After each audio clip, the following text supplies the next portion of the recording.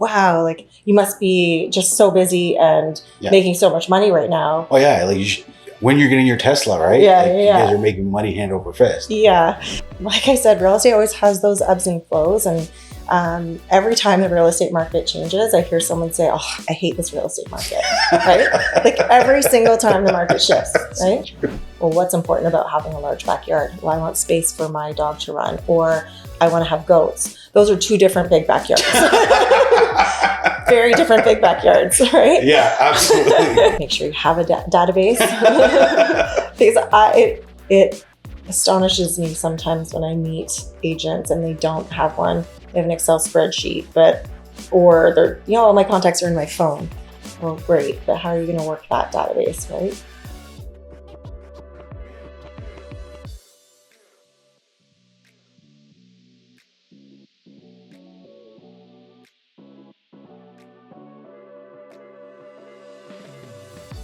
Hey everyone, welcome to the 13th episode of the Complete Realtor Podcast. As always, I'm Mike Machado, the team leader here. Today we have a special guest, Carrie Massey, who runs a very successful team out of our marketplace and in our market. So we're just going to have a quick chat and see kind of what's been going on in her world with this changing market. But before we do, Carrie, why don't you just kind of share a little bit about how long you've been in the industry, how it started, where you are now, and what it looked like to build the team, and then we'll get into kind of what's going on with your team in today's market. Sure. So I have been in the real estate business for about 22 years now. Solo agent for the first half of my career when I was with a different brokerage, a couple different brokerages before I came to Keller Williams. I've been here 11 years, I think, something like that.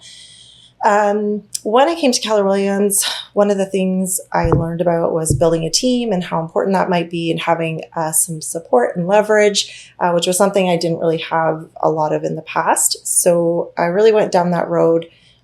Within a couple of years, I'd hired my first admin, and then it just kind of grew from there. So we currently have 4 licensed agents on the team and a full-time marketing person.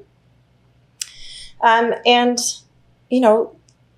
the ebbs and flows of real estate keep the ebbs and flows of the team going, but there's always, every market's a different challenge. So, you just got to kind of keep at it. Okay. And on that note, every market has its challenge. Yeah. It's safe to say the last 18 months has been a market that many have never seen. Yeah.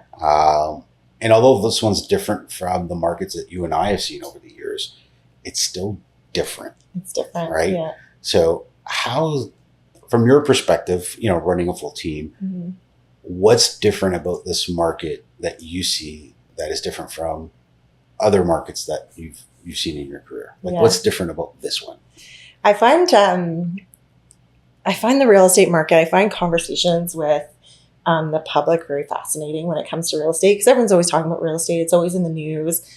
And when people always ask, they always have their predisposition of how they think you're doing in real estate, right? Mm-hmm. So when we were in COVID and houses were selling and flying off the shelf, they were like, wow, like you must be just so busy and making so much money right now. Oh yeah, like when you're getting your Tesla, right? You guys are making money hand over fist. Yeah. And then when you explain to them, well, wait a minute, that was a really strong seller's market. There were very few listings on the market and lots of buyers. And remember, when there's 10 offers on a property and only one person gets it, you have 9 people that still don't. So 9 of us had upset clients, right? So it was not a great experience. So I don't know, it was a fun market. Some people thought it must be fun for us, but truly, it really wasn't. You know what? It's so funny. Does that make sense? It's so funny you say that, because I'll never forget. I think it was the last week of January. I came home and I was moody, and my wife can tell I was moody. Yeah. It's like, what's going on with you? I'm like, if this market keeps going the way it's going, I'm done. Yeah. Like, I am done, because I just had a client who I just lost. I think it was their 5th house in a row. Despite that they went 120 grand over asking. Mm-hmm. And I'm like, nothing makes sense anymore. Prices are not making sense. I can't live with myself putting another client through this freaking roller coaster. Yeah. Of finally found you the right house. Because just to even find a house they liked, put an offer in, we have our work cut out. and then you finally get it, and there's a lineup of people that want it. Yeah. And then they lose it, and then you're back to square one. Yeah. So you're right. Like during It's that, heartbreaking. it's heartbreaking, and we were doing the work 5 times over before we saw a paycheck. Yeah. Right. Yeah. Or more. Yeah.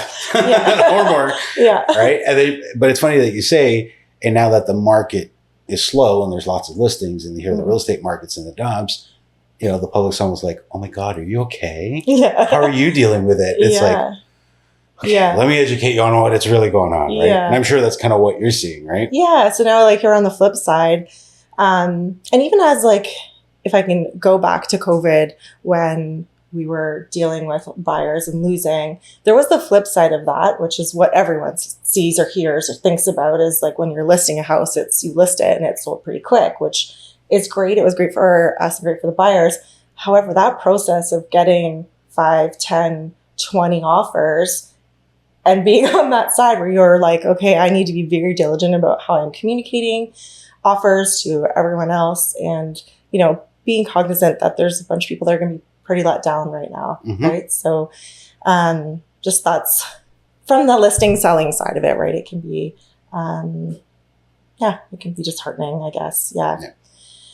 And then flip side into today's market. So we're kind of the complete opposite. We have more inventory than I've seen on the market in many years, which, I mean, is great for buyers when they're out looking because they have some choice in the market. They also have some time to take their time to get their mortgage approval properly, to get a home inspection done, to really research the property before they look into it, right? Before they decide that they're going to move forward with an offer. Whereas in previous markets, if you came across a listing and your clients wanted to see it and they were doing offer presentation within 24 or 48 hours, it's scrambling to get information, right? So it's like, I know we still have 2 more houses to see, guys, but they're taking offers on this one at 2:00. So you have half an hour to decide. Yeah. Whereas now it's like you said, like they actually have time to get paperwork in order. If there's a blip or a misprint or misinformation on their credit report, we have the time to clean it up. And we're not stressed that the ideal house went, because many of them aren't going. Like I looked at the stats. They are definitely taking their time for sure. Yeah. And I mean, just looking at the stats, I mean, July has been better, but June, 6 out of 10 homes didn't sell. Yeah. So that FOMO's definitely gone. Yeah. Right.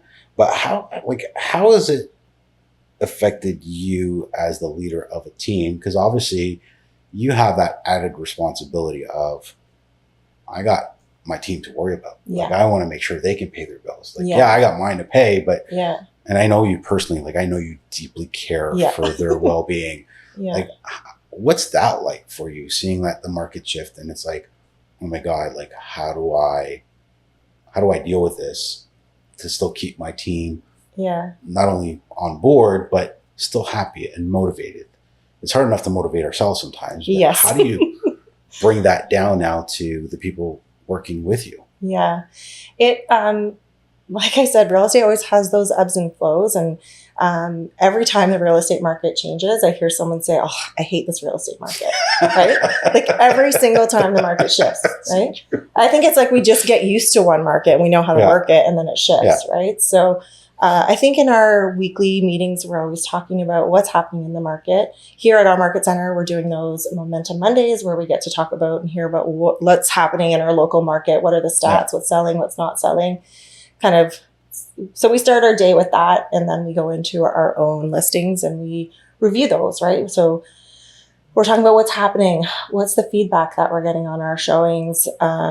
What's selling in the neighborhood that those listings are in?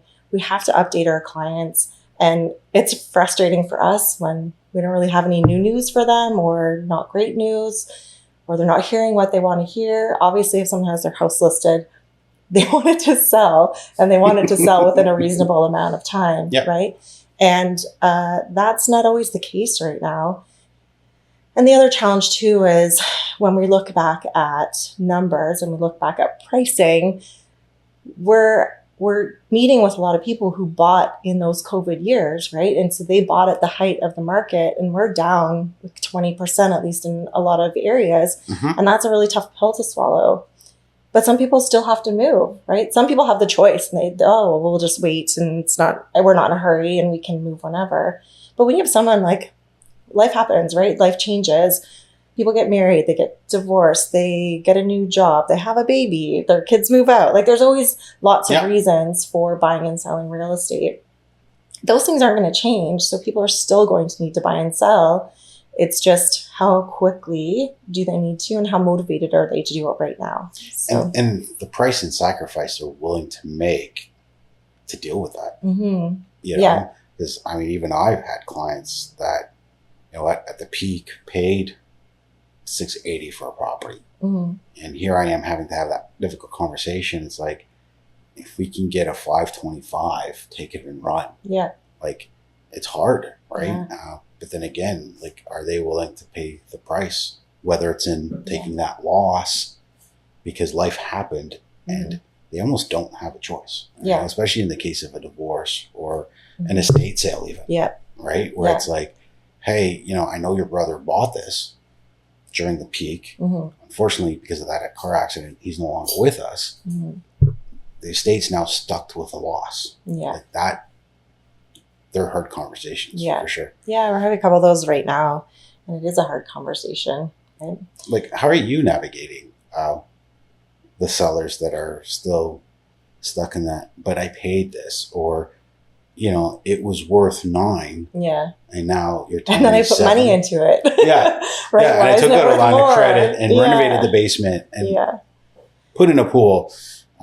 Like, how are you personally addressing that? Like what's that conversation sound like from Carrie? Yeah. So I always bring it back to, and you alluded to this, is motivation. What is the motivation to move right now? Is it because your kids are starting school and you want to be in a certain school district? Is it because your job changed? Like, what is the motivation for you to get moved to where you want to be? And for some people, it's just, we're ready to downsize. Well, do you need to do that today, or can you wait 6 months or a year? Mm-hmm. Right? Where do you want to go? For other people, we really just take it back to price. When they're, you know, we bought this house at $600 and now we're only going to get $500 for it. How are we going to buy a house? Well, just keep in mind the houses you're buying are also down in price. So we just bring it back to that. You bought in a high market, but you're going to sell in a low market. You're going to buy now in a lower market. So we kind of come back to that conversation and just set their real prices for them and realistically what's happening in the market. It would be, I think, a harder conversation if they bought where they think it's really, that was the peak of the market and then we've peaked again but that it's not really applying right now. So it's usually about motivation, right? Yeah. You know, we've had some clients who have sat on the fence for more than 2 or 3 years, just waiting for the market to be right. And now they realize that it was right 2 years ago. Exactly. It was better 6 months ago. Yeah. And so that also is a tough pill to swallow because now they're in a position where they have to, whereas before they didn't, right? So every conversation is different. And I know you're really good at the conversation piece, but, you know, sometimes some agents are in this, I need a deal today. And they're just looking for who's ready today. But the reality is there's a lot of people like that, hey, it's not right now. Yeah. So how do you stay in conversations and stay top of mind with that client so when their time is right, they're ready to engage? Like, are you just simply doing phone calls every once in a while? Are you doing any type of marketing? Like, how do you still stay engaged with that person that is on pause for now? Yeah. So all of our clients, potential clients, past, present, future, whatever, they're all in our CRM. And we try and use the CRM to kind of monitor what's happening with people. And like me personally, I have another system that we use as a team. And I keep track of who are my potential, you know, buyers and sellers that are really looking to buy or sell in the next, you know, year, couple of years, whatever that might be. Try and touch base with them when you see something changing. So for instance, if we have a seller who is, you know, on the fence about listing just because they're not sure what's happening or they've seen some lower prices in their area, and so they're just going to wait it out a little bit. When you start to see those changes, I try and check in with them. They're getting constant contact from us through our, newsletters. If they're following us on social media, they can see what's happening as well, what we've got going on. We try and do the odd contest here and there or client events so we can get face-to-face with them and just keep our name out there, I guess. Yeah. Yeah. No, I mean, that's good. And sometimes, as agents, we get caught up in the look for who's doing it now, but we forget who's just life circumstance doesn't allow it. And then that gap gets missed, right? And I think you've always done a good job of staying in conversation, like you said, watching the market for the purpose of updating those who are in the pipeline or up and coming or on pause, right? Because sometimes as agents, you're just so caught up on that, who I got to list now, who I got to show houses to now, as opposed to, no, let's look at the market for what it is right now and let's bring that information back to who's sitting. Yeah. Because that's why they're sitting. And the why, right? Like, I think the why is a big one. Why are they sitting? Why are they not buying? Why?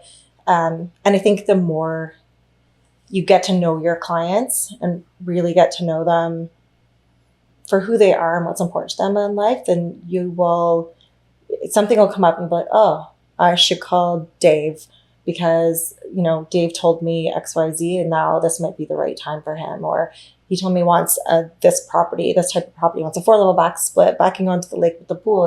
And you see that one, you're going to make that phone call and call him and say, hey, I don't know if you're still looking right now, if you're in the market right now, but this house sounds like exactly what you described to me. So always looking through the listings, you constantly have to look and see what's coming on the market, keep on track of. Yeah, it was really easy in COVID though, because there was like 50 houses on the market in Hamilton. So you're done that in a couple. And now it's like every day you check your emails, like 53 new listings. You're like, yeah, okay, it's going to take some time. Second coffee. Yeah. But it's funny you say that because it's so true. Like knowing your clients at as deep of a level as you can allows us to do our job so much better. Yeah. So many agents, they just scratch the surface. It's like, oh, you want a 4-bedroom house? Yeah. Oh, there's like 28 of them in the neighborhood. It's like, okay, it's never just a 4-bedroom house. There's a reason behind the 4 bedrooms. There's a reason why that pocket and not this pocket. And until you ask, until you dive deep, you don't know. Because the minute you do dive deep, it's funny what you said, the minute you do dive deep, they automatically stay top of mind for us. Yeah. Because now it's actually easier to watch the market because we know what's truly important for that client and that family. Yeah. And that's a good question to ask them is, why is that important to you? Yeah. That's simple. They could say, I want a large backyard. Well, what's important about having a large backyard? Well, I want space for my dog to run, or I want to have goats. Those are 2 different big backyards. Very different big backyards, right? Yeah, absolutely. Dogs or goats. Some people, what they have in their mind of what a big backyard is very different from someone who grew up in a condo in downtown Toronto and is moving to Hamilton and wants a yard, right? To sit out and have a backyard or have a barbecue. And that's really different. Yeah, absolutely. It's also like the, we're willing to do work. Well, that means different things to different people. Exactly. Yeah. Is work kind of like, let's repaint the kitchen cabinets like we saw on HGTV? Yeah. Or let's like tear down the walls and do an addition Mike home style. Like, where do you define we're willing to do work? Yeah. Most of the time we're just going to paint walls. Yeah, exactly. Yeah, you really have to define that. That's a big one. So with this market, obviously it's different. You do a stellar job of client service. But at the same time, when markets are down and numbers are down,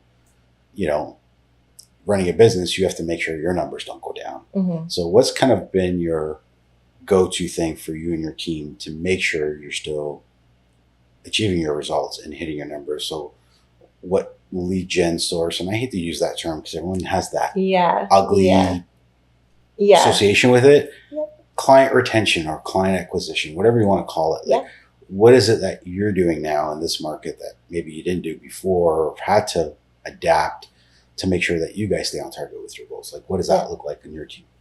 So that's a good question. something that I struggled with for a little while there is like, I see people cold calling and I see people out door knocking. And I actually really like door knocking.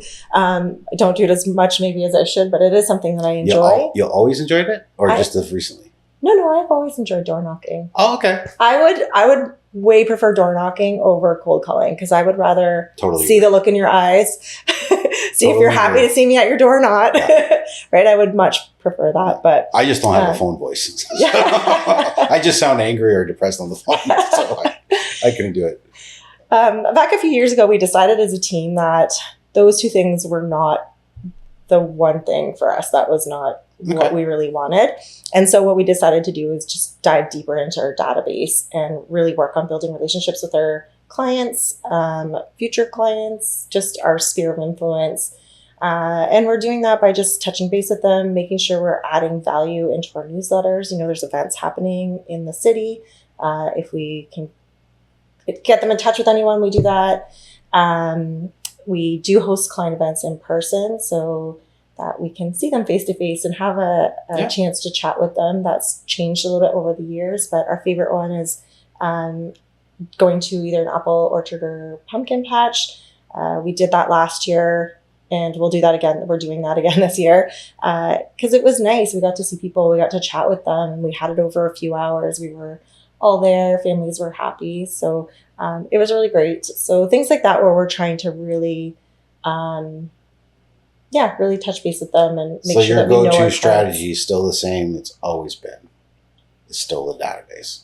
Database is important, yeah. So that's still your number one. Yep. What would you say number two has been good to you in terms of generating the numbers that you want to hit?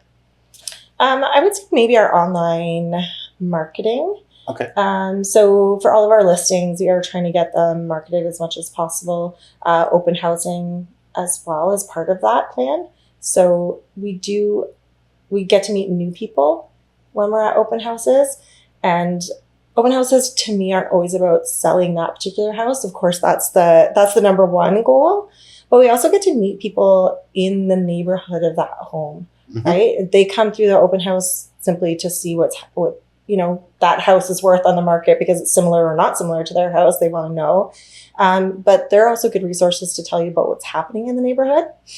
Not just with other people in the neighborhood, but what's important about that neighborhood. It has a really great rec center, or they have a really great park and there's always activities, or we're just a really great community. They'll tell you. Or the not so good things either. Yes. Right? Yeah. I always say, you really want to know a neighborhood or the history of a house. Yeah. Don't talk to the owner, talk to his neighbor. Yes, exactly. They will tell you everything, good and bad. Yeah. But it's so funny that you said that the number one purpose to do an open house is to sell that house. Mm-hmm. And I think that just speaks to the generation that you and I are from, of when we got into the business. Because that was truly it. The number one goal is sell this house. Yeah. Number two goal, if I can't sell you this house, can I sell you something else around here? Yeah. Yeah. Whereas now I think the industry has kind of gotten away from that, but I still love the fact that that is your priority, because that's kind of the promise you've made to your seller. That's absolutely why we're holding it open. Yeah. Right. So number two, interesting that the marketing is working for you. You're busy on open houses. Is that yielded the same results for you this year as you've seen in past years? We've had some deals for sure come out of our open houses. We have a house listed currently that those clients came to one of our open houses and purchased that house. So we now have their house listed as the backup. So those things still do happen. I would say more often, those people come in, they see the house, we might get some word of mouth out of that. Maybe they'll send somebody else who it might be for. We always have people come through and they're looking for a family member or, sure. Right. And then we do meet new clients who are looking to buy. Maybe that wasn't the right house for them, but they're still in the market. And so we're out showing them other things. Okay. So definitely database, always the cream of the crop. Grow your database. Yeah. Have a database. Grow it. Then grow your database. Grow it, definitely. Yeah. The only way to grow it is nourish it. Yeah. Nourish it for sure. Yeah. Followed by marketing. And marketing of your listings really is your big one. You do a good job of marketing your listings. Yeah. And open houses. What do you think no longer works that maybe worked in COVID or worked in those markets that like now just doesn't work? It's so funny because it's like, it was just such a different market. Mm-hmm.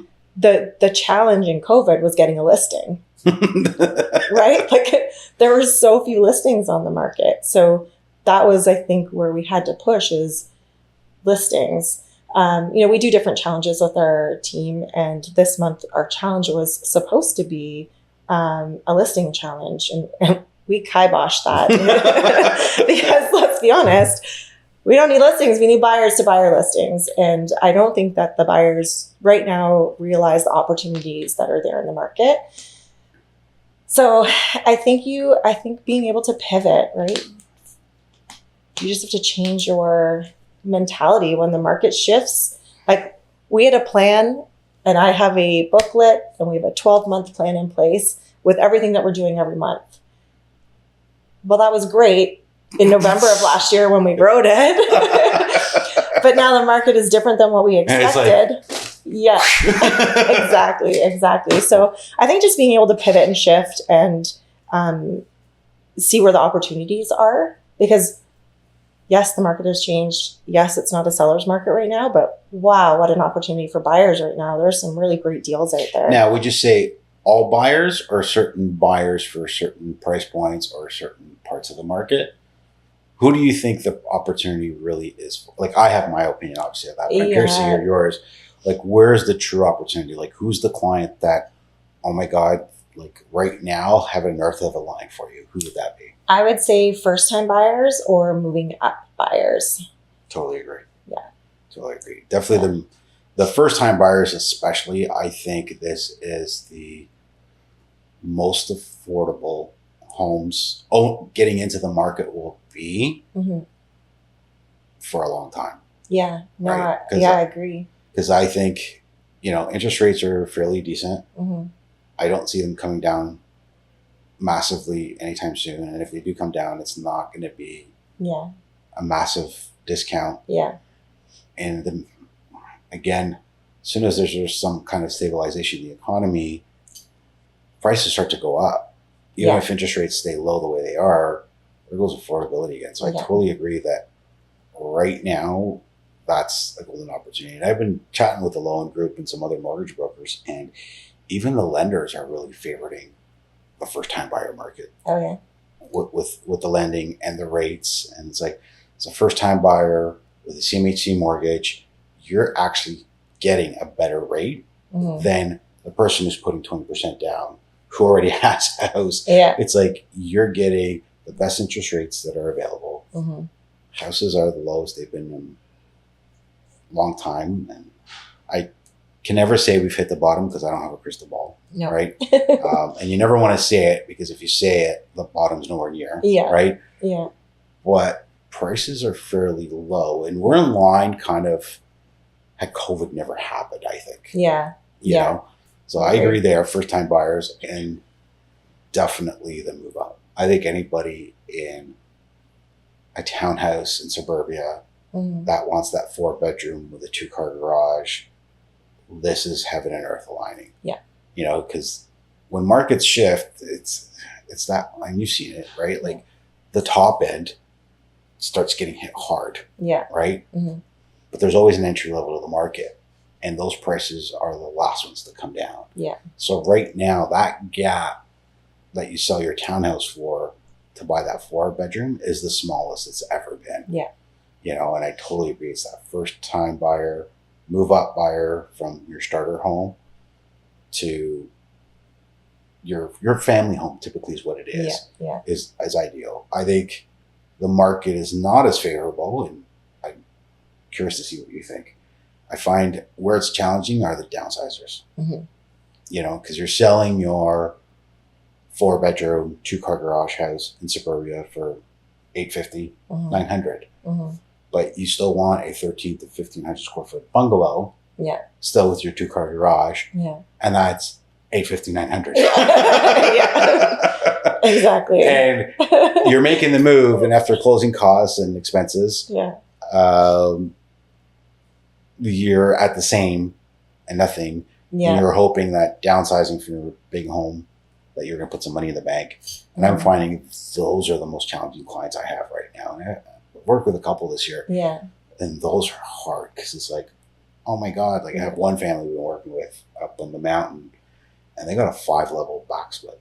It's 2,600 square feet. That's a big house. Above grade. Yeah. 4 bedrooms, 5 baths, 2-car garage. Like it's a big house. It's like, oh, okay, but it's dated, right? Like, yeah. Like, yes, they love their brown tile that was installed in 1972, but the new buyer doesn't. But now we're going to this 1,000 square foot bungalow on the mountain with a garage because they still want a good sized backyard. So they want like a 40-foot lot. It's like, oh, my house is worth $850, but I'm going down to $750. When I factor in commissions, closing costs, it's like, I was hoping to put $100,000 in the bank. Yeah. It's like, you might not be. So that's like my side of it. Curious for you, who would you say this is not a nice market to right now? Well, yeah, I was going to say, or people moving cities, like we've had that challenge too, or someone's moving from one area to another because of job or whatever, being closer to family. And that's a kind of if they're doing that lateral move, it's still going to cost them money, right? Yeah. So, or God forbid they're going to a hot market. Yeah. Like if they're going to the 416, like proper Toronto, not Mississauga, but like proper Toronto, to leave here to go back into there, you're actually going into a more expensive market. Yeah. A market that's still fairly competitive Yeah. in the freehold sector. Ouch. Right? Yeah. It's funny. Now, obviously, all agents have had their struggles differently in this market. Obviously, as a team leader, you've had your own. Specifically, the agents in your team, what struggles do you think they have that are different than yours, and how do you help them with it? I think it's just the conversations, how to have the conversations with our clients. Because there's that little bit of frustration around, especially seller clients, right? A little bit of frustration around not getting the showings or not getting the offers or having offers. There's that mentality sometimes with buyers, they want to do a low ball because they think they can do that as well. Sure. That's frustrating. So I think it's more the conversations. We get on call once a week and script out some of those things. We'll have one-on-one conversations as things come up, but getting on and scripting and just practicing what those conversations are going to look like and how to handle them and what to talk about. And again, it all comes back to the information, like giving them exactly what's happening in the market, how many listings, what's selling in the area. I think it always kind of comes back to that stats in the market, right? But again, you have to have some empathy with your clients. They're frustrated. We're frustrated, so they must be frustrated. Well, it's almost like that bedside manners. Yeah, right. Absolutely. Yeah, because they're in pain. Yes, we have the solution or the prescription for it, right? But you can't just show up and give somebody, like, stab somebody in the arm with a needle. Right? And there are some people that's all they want because that's just their mentality, right? It's like, show me the stats. What's happening? Send me stats 5 times a week, right? Yeah. Because that's their mentality. That's how they think. And you have to be aware that different people have different personalities. And, some people need a little bit more, you be a little bit more soft and handholds and talk to them a little bit more, spend a little bit more time. And other people are like, just give me the bottom line. Like, what's happening in the market? And there's so much out there. Like, technology's been a blessing and a curse to the industry. I agree. Right? And there's so much everywhere. And I feel that real estate's almost become like, we've almost had to become doctors of the industry. And here's where I'm going with this, like when your ankle hurts, right? You're like, oh, I got this weird pain on my shin. If you Google it, like right away, it's like, it's cancer. You're going to die. Like there's all these things. See a doctor. If this is happening, you're like, right? Like now you're calling doctor, making appointments like, oh, you just sprained it. Just some ice. Like, right. Yeah. And I think we're now becoming that person. There's just so much content that consumers are like, what is what? Yeah. Right.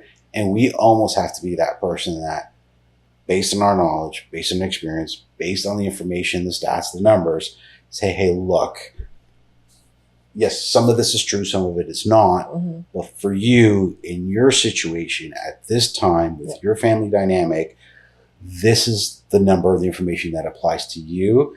And here's how we're going to get through it. Yeah.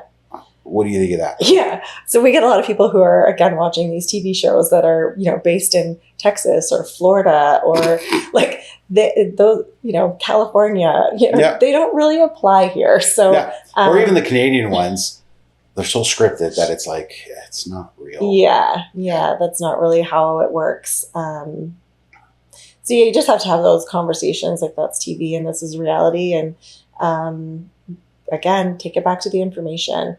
It's not our job to make decisions for our clients, but it's our job to educate them on what is happening in our local market right now. And how it applies to them specifically, right? Yeah, exactly. No, that's great. Before we wrap up, the one thing that I want to pick your brain on and get your perspective on is, for a new agent that just got into the business or is watching the chaos and is in the process of playing with the idea of getting their license, right? Mm-hmm. You as an experienced realtor of, 2 decades plus now, mm-hmm. right? That's seen the roller coasters. Well, we've been around as long, so we're teammates in this. What would your advice be, seeing this market the way it is? Mm-hmm. What would your advice be to someone that's new, or maybe even an agent that's been doing it after COVID, mm-hmm. that maybe is hitting some hurdles? What would your advice be to them? I said this earlier, but make sure you have a database because it astonishes me sometimes when I meet agents and they don't have one. They have an Excel spreadsheet, or they're, all my contacts are in my phone. Well, great, but how are you going to work that database, right? So let's evolve that a bit. Okay. All right. Database for most realtors means a phone book, mm-hmm. right? How do you, and I know the answer to this, mm-hmm. right? Because mm-hmm. we work very similar, but I want you to say it out loud. How do you define an actual database? So it's, I don't know how do I describe it. We use our database every day. So we're in there updating clients, keeping track of them. We send them anniversary emails, birthday emails. We get in touch with them. We can put reminders in. We can put tasks in. So it's not just a list that we're going to look at every once in a while. It's kind of a working list, right? We can plug in there if they referred us business. We can automate things to send out. So when a lead comes in from an online lead, let's say we put out an ad and a lead came in online, it's going to drop into our database and automatically send them a response. So they hear from us right away, instantly, and not, 3 days later when they add them to my Excel spreadsheet and have a chance to sit down and write an email. Yeah, so it's definitely not an Excel spreadsheet. No. It's not a phone book. No. And it's not a spam list either. No. All right. Yeah. So database number one, what other advice would you give a brand new or struggling agent based on the current market that we're seeing? Let people know that you're a realtor and ask for business. I talk about this every once in a while. Is when I got into real estate, I would hear people, my kids were busy. They were involved in dance and basketball. And, I was always out at things like that. And I would hear people talking about real estate and I would never get into that conversation with them. It was like the secret agent. I'd be like, So that's like I had to stay. So what changed? Confidence, maybe. I don't know. Yeah, I think the longer I was in it, the more confident I got, hungrier I got for business, maybe. Losing out a couple of times to people who didn't know, like they listed with someone or bought with someone because they didn't know that I was in real estate. It burns, that hurts, right?